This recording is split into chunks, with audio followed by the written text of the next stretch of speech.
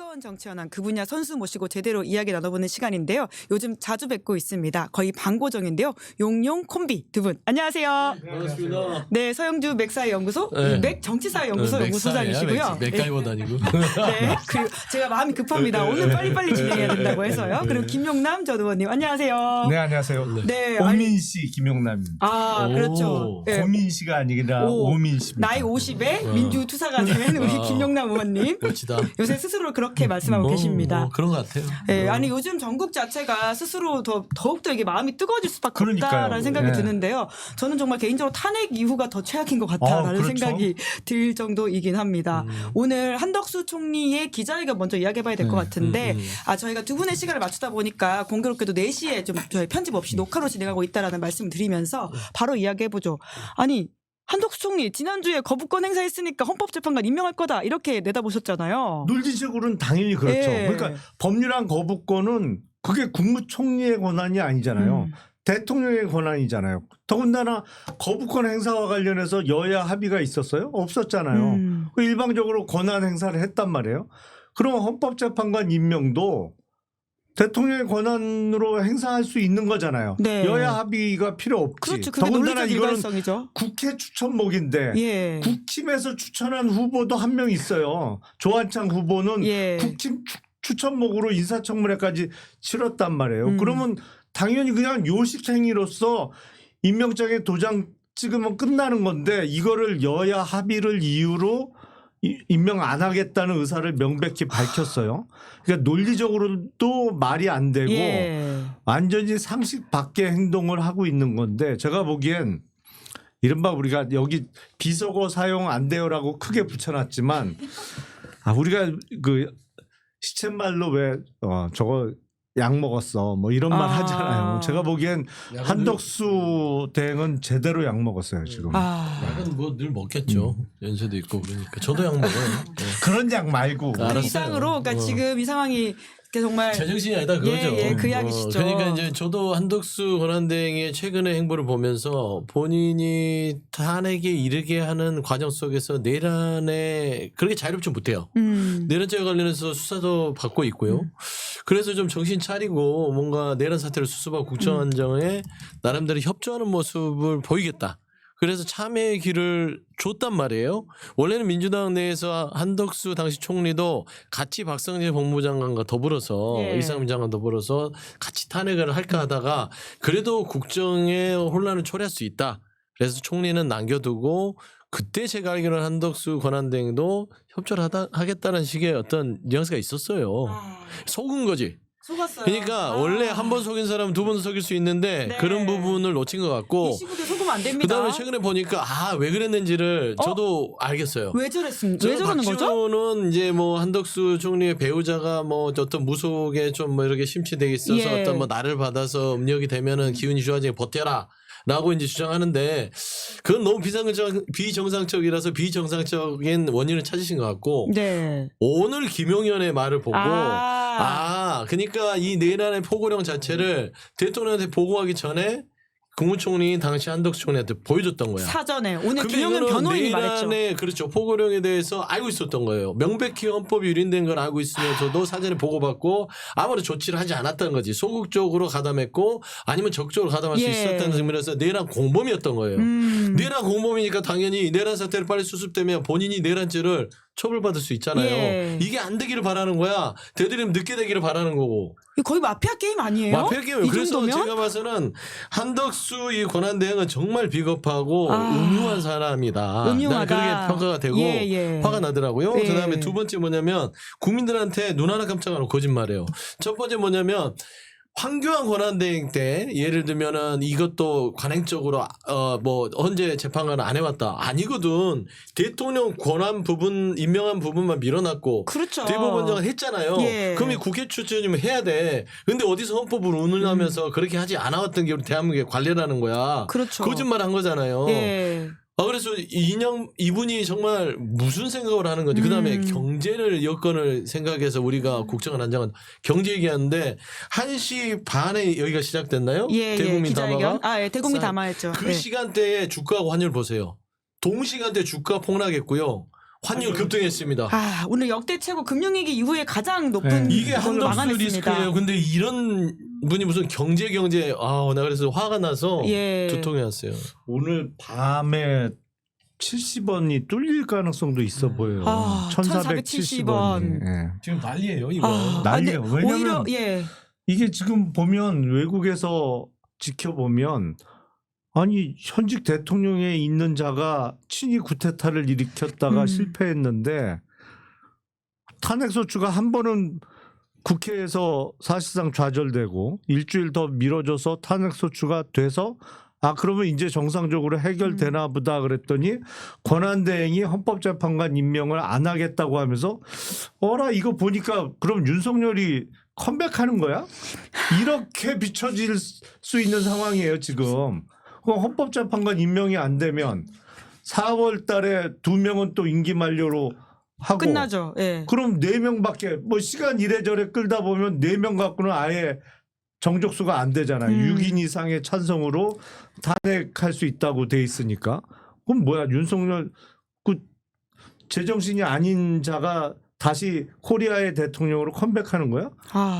그럼 한국은 손절이지. 이 불확실성이 너무 커지죠. 그럼요. 지금 상황이 딱 그래요. 예. 근데 오히려 지금 한덕수 총리 탄핵하면 안 된다라는 논리를 좀 조선일보가 열심히 좀 펼치고 있는 것으로 보이는데요. 열심히 쓰고 있죠. 예, 오히려 1,500원 환율이 올라간다 이렇게 오늘 기사를 썼더라고요. 그런 건 어떻게 보세요? 한덕수 대행이 저러고 있으니까 1,500원 가는 거죠. 그러니까 한덕수를 탄핵하면 1,500원까지 갈 수도 있다 이런 보도였거든요. 저렇게 한덕수 말대로 하면 1,500원 간다니까.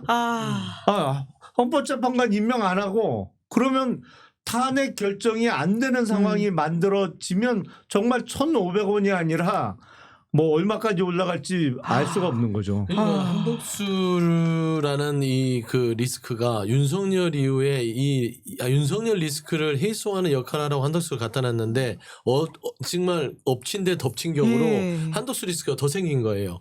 그러니까 지금 논리는 국민의힘도 그렇고 저기 보수지에서도 하는 얘기가 한덕수 권한대행의 체제가 흔들리면 국가 안정에 심각한 위기를 초래할 수 있다 이 논리거든. 근데 아니에요. 지금 한덕수라는 이분이 계속해서 헌재 임명을 하지 않고 정치적인 혼란을 초래하면 있는 자체가 지금 리스크가 될 거예요. 그래서 이거 또 내란 사태가 수습이 안 되고 그러면은 다시 망상에 빠진 대통령을 중심으로 예전에 같이 동조했던 공범들이 뭔가 기사회생하는 거 아니야? 그러면 대한민국의 민주주의는 무너지고 민주주의는 곧바로 자본시장에 영향을 준단 말이에요. 독재 국가는요 신인도가 확 떨어져요. 신용 등급이. 독재 국가까지 걱정이 될 상황이 독재 된 국가 거죠. 상황이 우리가 되는 거예요. 잘못하면. 독재 국가까지 가기도 전에 며칠 전에 이제 국제적인 신용 평가사가 몇 개 있습니다만 대표적인 게 S&P하고 피치예요. 피치에서 1차 경고를 했어요. 이 탄핵 정국이 오래 가면 한국 신용 하방 가능성이 있다. 그러니까 신용 등급 떨어뜨리겠다는 얘기를 한 거거든요. 빨리 수습해라. 빨리 해라. 이거 길어지면 한국에 대한 신용 등급 떨어뜨리겠다. 우리 국가 신용도가 일본보다 높습니다. 당연하죠. 왜냐하면 우리는 국가 채무 비율이 일본보다는 훨씬 적어요. 일본은 지금 200%가 훨씬 넘는 상태고 우리는 그래도 국가 채무 비율이 50% 왔다 갔다 하는 상황이니까 신용도가 일본보다 높은데 이거 신용등급 강등되면요. 지금 1,500원이 문제가 아니에요. 근데 문제가 왜 심각해지냐면 요새는 옛날처럼 $1 환율이 올라가면 그러니까 원화값이 싸진다고 수출이 확 늘지도 않는 데다가 우리는 대부분의 물자를 다 수입하는 나라잖아요. 일단 수입 물가가 가격이 올라가요. 그러면 안 그래도 인플레이션을 잡으려고 노력을 했는데 문제는 뭐냐면 한국은행에서 그러면 기준 환율을 못 내리는 거예요. 그렇죠. 안 그래도 물가가 뛰기 때문에 여기서 기준 환율까지 더 내리면 더 뛰잖아요. 물가가. 그러니까 진퇴양난의 상태에 빠진단 말이에요. 그러니까 이게 지금 한덕수가 사실은 경제를 말아먹고 있는 거예요. 실제로는. 그러니까 경제 통이다. 본인이 오랫동안 경제 통상 쪽의 전문가이기 때문에 경제 안정을 위해서는 여러 가지 결단을 해내겠다라고 해놓고서는 지금 반대로 하잖아요. 진짜 대한민국 경제를 말아먹고 있다. 그냥 본인이 생각해 보면 그냥 아주 소극적으로 대통령 권한도 아니잖아요. 국회가 여야 간에 추경호랑 합의해서 2대1로 해서 인사청문회 통과돼서 본회의에서 표결로 됐으면 그냥 못 이긴 채 꽝꽝꽝 결정하면 돼요.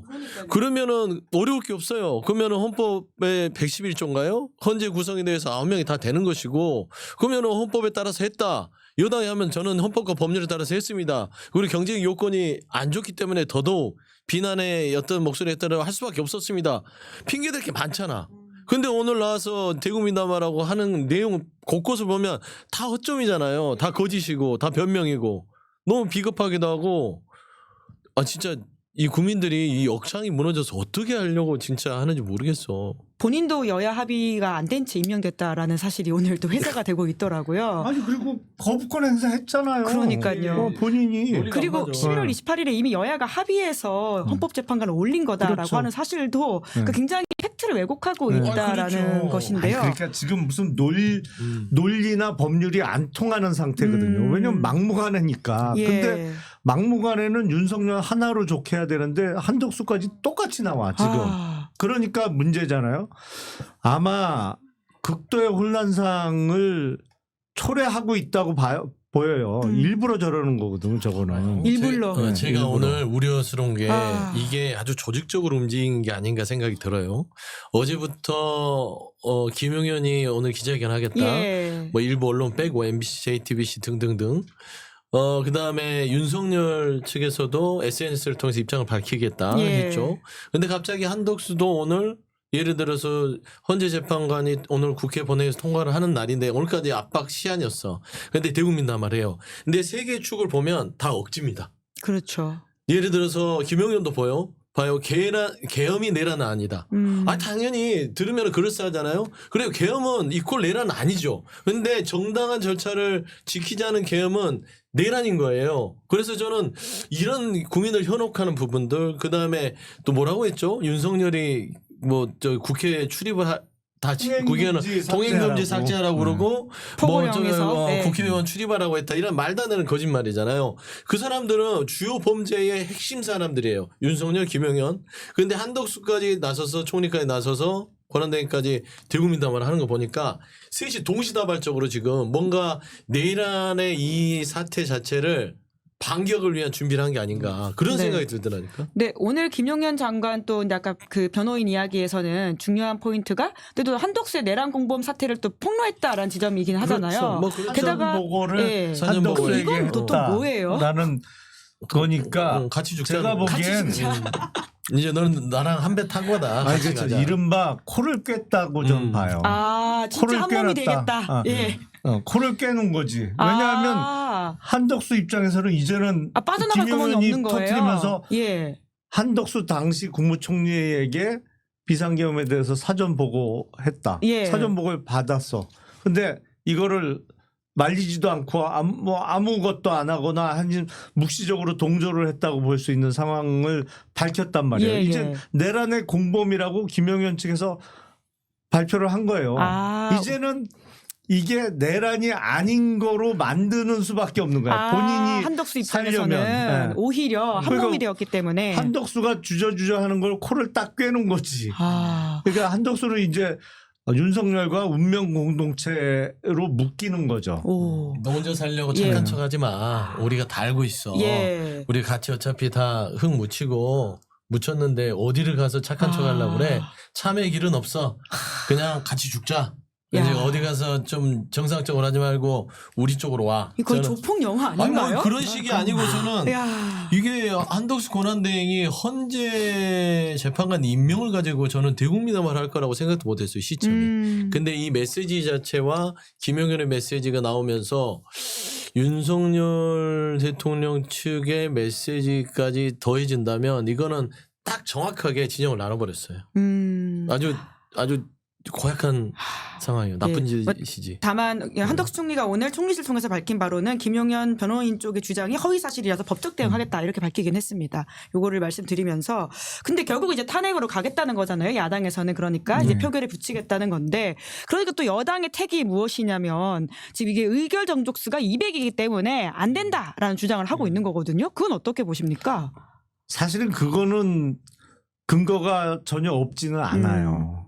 대통령 권한 대행이기 때문에 그러면 일부에서는 국무총리에 대한 탄핵 소추기 때문에 과반수만 있으면 된다는 주장이 있는 거고 다른 쪽에서는 아니 국무총리로서 탄핵 소추가 돼서 직무 정지가 되는 게 아니고 지금 대통령 권한 대행을 하고 있기 때문에 대행하고 있는 직에 대해서 탄핵 소추 요건이 필요하다. 그러면 3분의 2니까 200석인 거잖아요. 근데 저는 법률가로서는 지금 이 사태가 벌어지지 않았다고 친다면 사실은 저는 200이 맞다고 봐요.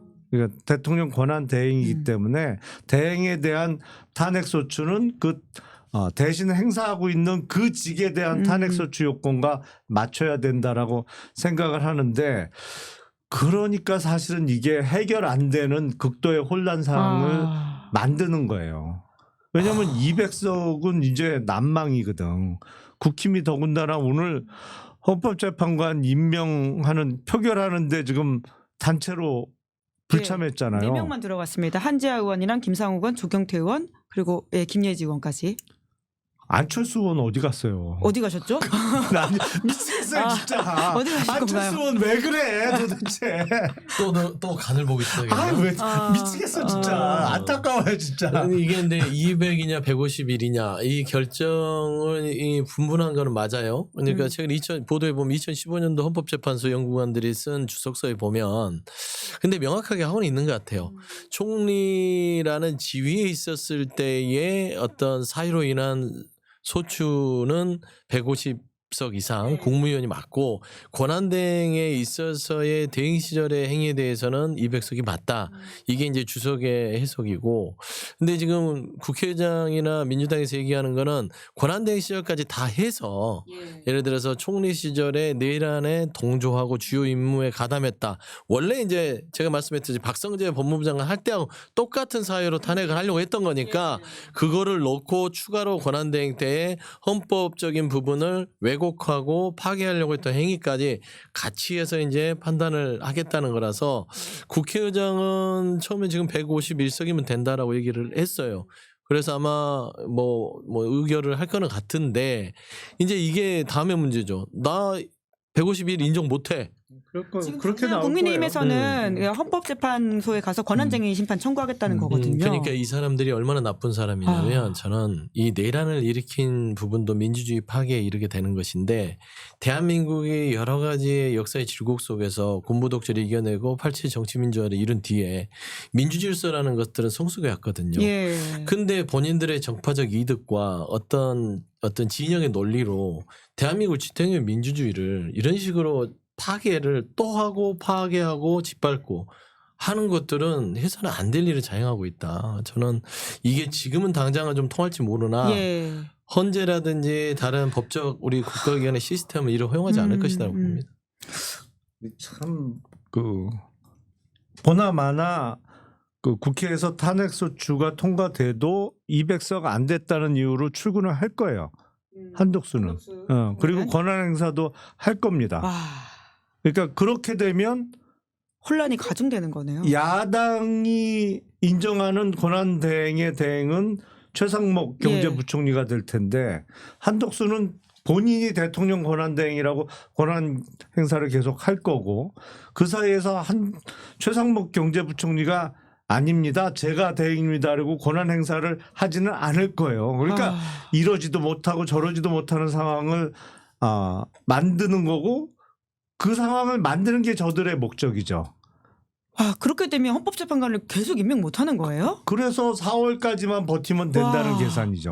진짜 나라를 망치려고. 그러니까 지금 저들은 헌법을 깨고 대한민국을 인질로 삼고 나라 전체를 인질로 삼고 지금 인질극을 벌이는 거예요. 야, 날 날 쫓아낼 거야? 그러면 이거 완전히 내가 망가뜨릴 거야. 할 수 있어. 아니 그리고 지금 위태위태해요. 사실은 위태위태해요. 외교, 네. 안보, 경제적으로 다 불안할 수밖에 없는 상황이고 외국에서 보기엔 대한민국은 야 저런 나라였어? 뭐 이런 시각으로 계속 바라보고 있고 우리도 불안한데 외국인들이 보기엔 얼마나 불안한 나라로 보이겠어요. 그러니까 정말 인질극을 벌이고 있는데 제가 보기엔 한덕수라는 대단히 약삭 빠르고 계산 빠른 사람이 저렇게 나오는 데는 뭔가 이유가 있을 거고 예. 한덕수를 설득시킨 시나리오가 있고 근거가 있을 겁니다. 분명히. 그렇기 때문에 사실은 더 무서운 거고 이제는 내란 세력이 내전을 꾀하고 있는 상태로 보는 게 맞아 보여요. 네. 이게 뭐 이제 물리적인 내전의 우려도 있으나 예. 정치적 내전을 벌이는 건데 중요한 거는 이런 사람들이 지난 2년 반을 넘도록 우리 대한민국의 국정에 말하자면 큰 어떤 지도부로서 통치 행위를 해왔다는 거예요. 지금 하는 행위를 보세요. 다 떠나서 뭐 제가 뭐 비판을 위한 비판이 아니라 국민들 입장에서 본인들이 어떤 선택을 하는 게 바깥에서 다른 나라와 경제의 어떤 여러 가지 신호가 긍정적으로 변하는지 그거는 본인들이 더 잘 알걸요. 많이 배웠잖아요. 본인들 말로 따르면. 신경 안 쓴다는 거잖아요. 그러니까 이제. 이 많이 배웠던 부분들을 국민을 위해서 쓰라고 그 자리에 고위 관료로 공무원으로 임명을 해놨는데 예. 국민의 생활은 안중에도 없고 특히 더 나아가서 대한민국의 국격이라든지 국익은 안중에도 없어요. 다 버리잖아요. 근데 이런 사람들을 뭐라고 표현하냐면 내란에 하는 영모라고 할 수 있어요. 대한민국 입장에서는. 반국가 세력이 진짜 반국가 이거 세력이 아닙니까? 여기 있는 거예요. 예. 이런 사람들을 처단하고 즉시 척결하지 않으면 대한민국의 국민의 삶이 완전히 피폐해지고요. 지금 보세요. 연말인데 가게들이요 줄 예약 취소되고요. 기분이 안 난대요. 그래서 불안하죠. 아직도. 국민들이 예. 술 소비는 늘었는데 가게 수소비는 없고 집에 가서 그냥 조용하게 우울하게 소비를 한다는 거야. 국민들이 다 우울증에 걸리게 생겼어요. 저 지인만 하더라도 오늘 1시 반에 한덕수 총리가 기자회견 한다고 하니까 대국민 담화 발표한다고 하니까 설마 또 개헌 발표하는 거냐고 이렇게 그러니까 보통의 친구들이거든요. 그러니까 그 정도로 불안해하고 있어요. 사실은 12월 3일 날 비상계엄 전까지만 해도 그 세종로 쪽에 나가면 외국인들이 어마어마하게 많았어요. 명동을 비롯해서 왜냐하면 뭐 드라마 보고 오고 뭐 정말 많았어요. 그리고 12월 3일 날 그날 주식시장에서 모처럼 외국인들이 한 8천억 원 정도 샀어요. 한국 주식을. 그래서 그날 40몇 포인트가 주식도 꽤 많이 올랐어. 분위기가 좋았군요. 네. 그래서 와 이제 분위기 바뀐다. 외국인들이 다시 들어온다 그러는데 그날 밤에 비상계엄 선포한 거야. 그러면서 쫙 빠져나가고 지금 어딜 가도 외국인 관광객들의 수가 보이는 숫자가 계엄 선포 전에 반의 반도 안 돼요. 지금. 그런데 국민의힘 권성동 원내대표도 그러니까 헌법재판관 3명 임명하면 안 된다고 이제 비공개 의총에서 말을 하면서 얼굴 두껍게 다녀야 된다 이런 얘기를 했다고 한겨레가 보도를 했거든요. 그러니까 진짜 이건 뭐 어떤 전략이죠? 이제는 조직적으로 나가기로 한 거죠. 예. 이제는 밀어붙이기로 한 거로 보이고 저는 그래서 저들을 설득한 그 윤석열 측의 시나리오가 과연 뭘까? 뭐라고 좀 예상하세요? 누가 봐도 윤석열은 끝난 건데 예. 그렇잖아요. 이제 탄핵 그리고 수사를 거쳐서 구속되면서 재판 뭐 하면 대략 다만 이제 불행 중 다행으로 유혈 사태가 없었던 점을 참작하면 그 점을 정상 참작해서 무기징역 정도 나올 것 같은데 누가 봐도 이제 죽은 패란 말이에요. 근데 지금 한덕수부터 권성동까지 지금 아니잖아요. 그러면 그들을 설득한 야 이렇게 하면 내가 다시 살아나라고 설득한 시나리오가 있을 거라고. 제일 유력한 거는 헌재에서 탄핵이 안 된다. 6명 체제에서 그냥 가서 한 명만 반대하면 아니 그것도 시간 끌면 4월 달에는 2명이 또 임기 만료되니까 4명밖에 안 돼. 근데 우리나라 헌법과 법률에는 탄핵 소추로부터 180일 이내에 결정하도록 돼 있단 말이에요. 근데 180일이 돼가는 시점에는 헌재 재판관이 4명밖에 안 남아 있어. 근데 탄핵은 6인 이상의 찬성으로 탄핵된다고 되어 예. 있으니 4명 갖고는 탄핵 결정을 못하는 상황인 거고 그 상황을 만들 수 있다라고 설득을 하지 않았나 싶기도 하고 아니면 적어도 6명 중에 누구누구는 우리 편이야. 그러니까 탄핵 안 되고 난 살아 돌아올 거니까 나한테 잘해. 나한테 충성해. 라고 뭐 협박을 했던 설득을 했던 하지 않고서야 저기 제정신에서 할 수 있는 얘기가 아니잖아요. 오늘 한덕수 그 담화 내용도 제정신이에요. 그게 법리적으로나 논리적으로 말이 안 되는 소리죠. 아니 대통령 법률안 거부권은 누가 봐도 대통령의 권한인데 그건 여야 합의 없이 일방적으로 법률안 거부권은 6건이나 행사해 놓고 그것도 훨씬 적극적인 행사잖아요. 헌법재판관 임명은 그것이 소극적인 국회 행사인데. 추천 몫이라 예. 이거는 그냥 요식행위로 예. 대통령은 거쳐가는 행위일 뿐인데 그거는 여야 합의 없이는 못하겠다고 누가 봐도 말이 안 되는 얘기를 지금 하고 있잖아요. 뭔가 그럼 뒤에서 설득을 했던 협박을 한 시나리오가 있다는 얘기밖에 안 되는 거죠. 이게 답답한 마음이 더 켜켜이 쌓여가는데 그래도 시간 관계상 이야기는 꼭 해야 될 것 같은데 이 이야기 듣고 마음이 불안하신 분들이 정말 많을 것 같아요. 그럼 보통 시민들은 이 상황에서 뭘 해야 됩니까? 또 응원봉 들고 어딜 가야 되는 거죠? 그러니까 이게 진짜 우리 이 K시민들, 국민들한테 참 몹쓸 짓을 지금 하고 있는 이 위정자들인데 이게 우리가 말로만 예. 이게 역사에 죄를 짓고 있다 단죄를 받을 거냐 하는데 지금 당장 오늘 사는 우리의 삶이 중요하잖아요. 예. 지금 당장 거기에 대해서 침해받고 있고 결국엔 이게 이 국민들이 다 일어서서 뭐 야광봉뿐만 아니라 정말 몽둥이라도 들고 가서 어떻게 해야 되지 않을까 싶을 정도로 답이 안 나오고 지금 보면 이게 왜 이게 입만 아프고 두통이 오냐면 권력을 가진 자들이 그 권력의 어떤 그 축에서 그 권력을 최대한 활용해서 버티고 있잖아요. 예. 근데 여기는 비논리예요. 예. 비상식이고 우리는 상식과 논리로 얘기를 절차와 하는데 법을 따라서. 근데 이건 물과 기름 같은 거라서 안 돼요. 그럼 어떻게 해야 됩니까? 진짜? 그러니까 이 강제력을 동원해야 되는데 강제력 할 수 있는 데는 대한민국에 어디가 있느냐? 검찰, 경찰, 공수처 이런 데가 강제력을 사용할 수 있습니다. 그러면 그들은 지금 뭐 하고 있느냐? 그조차도 답답할 노릇이라. 그러니까요. 공수처가 왜 이렇게 주춤주춤하는 거예요? 처음부터 공수처를 믿으면 안 되는 거였는데 그러니까 기본적으로 공수처는 이 정도 사이즈의 수사를 할 능력이 안 된다고 보는 게 맞아요. 왜냐하면 해본 적이 없거든요. 그 공수처 생긴 지 지금 몇 년 됐지만 그 생각나는 사건이 있으세요? 줄줄이 무죄 받고 그랬죠. 그러니까 수사 성과가 제로예요, 제로. 근데 이거는 기존에 했던 간단한 사건도 아니야. 사실은 이건 내란 사건이고 현직 대통령 직에 있는 자를 잡아다가 수사를 해야 되는 사건인데 제가 보기에는 과욕을 부렸어요. 능력이 안 돼요, 기본적으로. 그걸 할 수 있는. 검찰에 대한 또 많은 부분이 또 불씨를 받고 있는 게 있잖아요. 근데 또 내란 특검은 막혀 있고. 정말 사방이 막힌 수입니다. 그러니까 이제 내란 특검이 막혀 있고 결국 어떻게 해서든지 해법은 나올 거예요. 뭐 버틴다 하더라도 한덕수 권한대행이 국회 의결을 무시하고 자리에 앉을 수 있는 시간도 한정적이라고 저는 봐요. 이게 아무리 시스템 부분도 있더라도 헌법에 보장된 권력자는 국민이기 때문에 국민의 여론이 급속도로 악화가 되면 그걸 못 버텨요. 지금 현재 보니까 뭐 몇몇 여론조사에서 국민의힘의 정당 지지율이 소폭 상승했기 때문에 효과를 보고 있다고 하는데 그렇지 않아요. 상황 자체가 지금 국민들이 이 분노의 게이지가 합리적으로 참고 있는 것이 터져버리면요. 이거는 그때 가서는 거의 뭐 아무도 정치력으로 막을 수 없는 상태 될 수 있습니다. 이 진보와 보수 문제는 아니라고 생각하니까 김영남 전 의원님 같은 분도 목소리 높이시는 거잖아요. 그럼요. 일단 본인의 뭐 출세든 영달이든 아니면 안전이든 일단 나라는 망가뜨리지 말아야지. 근데 이거 아까도 제가 말씀드린 대로 대한민국을 인질로 잡아놓고 플레이를 하고 있단 말이에요.